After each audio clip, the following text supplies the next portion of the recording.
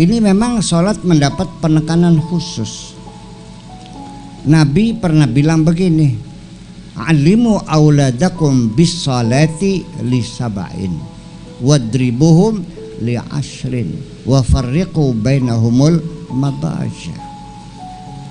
Pertama-tama pendidikan yang harus kita berikan kepada anak-anak kita ketika mencapai umur 7 tahun adalah as-salatu. Alimu auladakum bis salati, ajarilah anakmu bis salati, melakukan salat. Awas, kalau Nabi ngomongnya alimu auladakum salata, ajarilah anakmu jampi salat. Karena ngomongnya alimu auladakum bis salati, ajarilah anakmu melakukan dengan melakukannya bis salati. Jadi bukan jampinya, jampi belakangan. Yang penting yuk kita ajak anak kita ke masjid, selesai. Jampinya nggak ada urusan, yang penting asal nyungsep, selesai. Nah, konsletnya lagi imam masjidnya salah paham.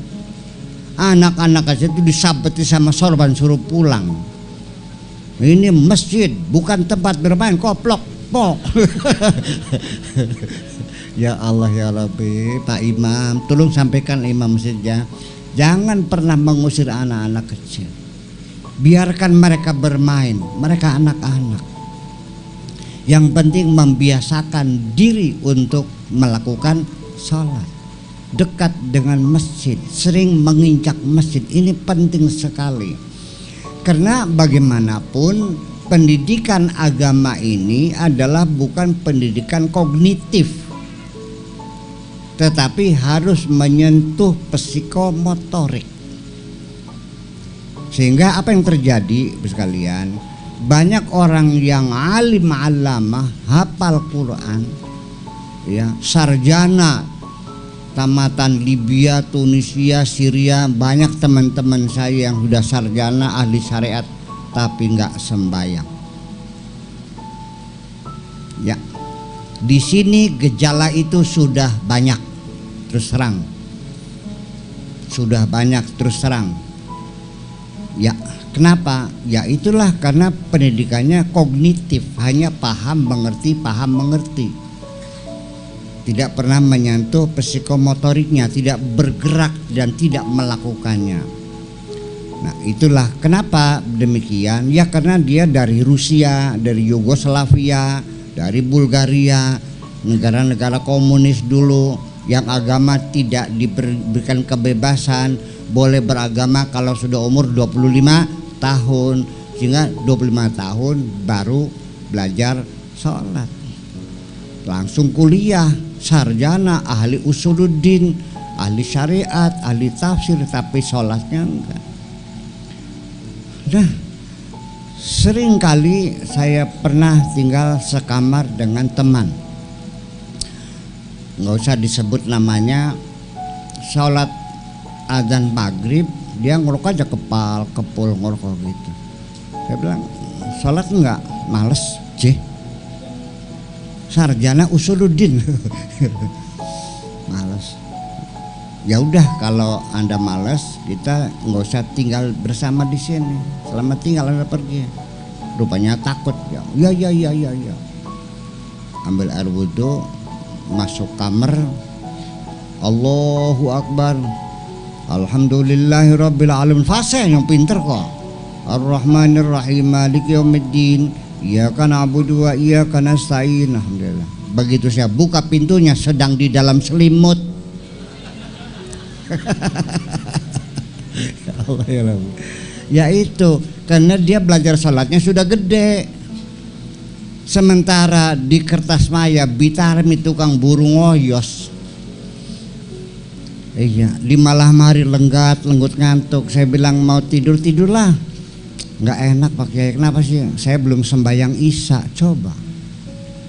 Karena sejak kecil dia dilatih oleh orang tuanya untuk melakukan sholat.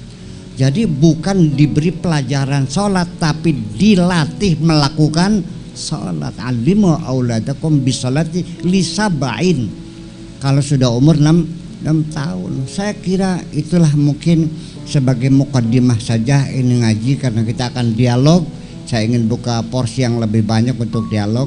Mangga masyarakat kita mudah-mudahan bisa kita nanti kalau sudah paham semua bab sholatnya, mau cerita yang lain juga boleh. Maka saya tutup saja, dan setelah ini acara kita adalah ngobrol sambil ngerokok boleh, sambil minum kopi juga boleh ya, dan saya juga boleh ngerokok kan? Oke. Sebab kalau saya ngerokok semakin cerdas ya nih. Ya, assalamualaikum warahmatullahi wabarakatuh.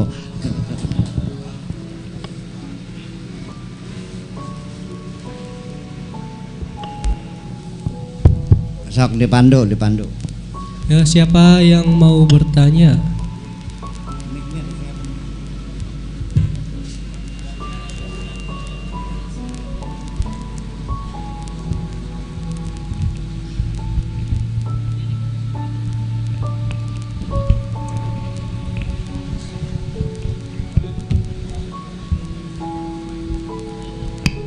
Assalamualaikum warahmatullahi wabarakatuh.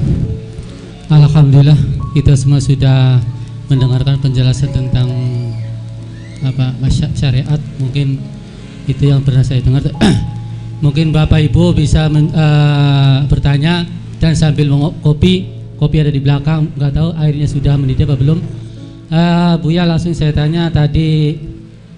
Memang saya merasa bahwa ketika di musola, maklum jiwanya masih muda, kalau sama anak-anak banyak mengkelnya daripada sabarnya. Dari disindir, kalau anak di musola nggak usah dimarahi, tapi gimana lagi, karena ya orang mendengarkan itu kan pasti ada suara sedikit, ya ada capeknya juga sih. Kalau dibiarkan ya lama-lama begitu, kalau diomongin terus, memang salah satunya anak itu kata orang Jawa purikan. Artinya purikan itu orang mangkat keloro punten Buya. Wong tuane pada baik, anak itu baik, wong tuane melu mengkele baik. Jadi sisi mata uang yang serba salah kalau dibiarkan, karena anak sudah dititipkan di musola. Ya memang saya merasakan, karena saya di sini membina kurang lebih 46. Bagaimana rasanya kalau mungkin 1-2, ya memang yang kalau yang lain punya keturunan, kalau anak sedikit marah langsung dicewer, anak saya sendiri. Tapi ketika di musola saya marahin, anaknya siapa? Kita si ngupah ini paimangan. Tapi ketika di sisi lain pernah saya belajari bahwa pernah di buku Ala-Ala itu ada kalimat guru itu membimbing hati. Artinya kalau orang tua membimbing masalah dohir. Mungkin Buya bisa menjelaskan tentang masalah permasalahan itu. Terima kasih. Demikian, wassalamualaikum warahmatullahi wabarakatuh. Waalaikumsalam. Begini, masyarakat kita ini sebetulnya belum banyak mengenal dengan ilmu pedagogiknya. Iya, semuanya hanya naluri alami, ya kan gitu. Modalnya cengkalawang, ya modalnya sabet. Memang efektif, bener efektif. Ketika kita mendidik anak kita sholat dengan cambuk, efektif. Anak itu sholat 5 waktu jejak, nggak pernah tinggal, sabet. Ya betul, anak itu melakukan sholat bukan takut kepada Allah, tapi takut di sabet. Nanti begitu bapaknya mati, berhenti sholatnya karena sudah tidak ada sabetnya. Nggak usah mati, pindah ke Jakarta, ya kan gitu, kuliah, kos, selesai. Maka begini, pendidikan itu adalah harus berulang-ulang, karena psikomotorik itu baru menyentuh ketika dilakukan berulang-ulang. Pemuda di sini pleot. Begitu masuk tentara baru 6 bulan pulang, wah perkasa, jalannya tuk tegas. Kenapa? Tiap hari suruh berbaris kiri kanan, maju jalan, gerak berhenti gerak tiap hari. Paham nggak? Nah, anak-anak itu juga sama. Jadi kalau ada pendidik yang nggak sabar langsung main pukul, itu karena tidak paham. Manusia itu nggak usah dipukul, karena kita begini, ibu sekalian. Saya bisa meminta kepada orang untuk menyerahkan apa saja. Gelang pasti dikasihkan, kalung pasti dikasihkan, asal saya todong pakai pistol. Betul nggak? Kalau dia bisa ngelawan, ada polisi jerit minta tolong, betul nggak? Tapi ketika saya bisa menguasai hati seseorang, segalanya diberikan kepada saya. Ya iya, ya kitanya harus tahu psikologi anak-anak. Ya Allah ya Rabbi. Nah ini ilmu ini kan jauh dari masyarakat kita. Psikologi anak, psikologi pubertas, psikologi remaja, psikologi orang tua, psikologi umum, nggak paham semuanya. Ya, anak-anak sementara oke lah, ya. Jadi jangan disuruh pulang, ditertibkan saja. Anak-anak di belakang, orang tua di depan.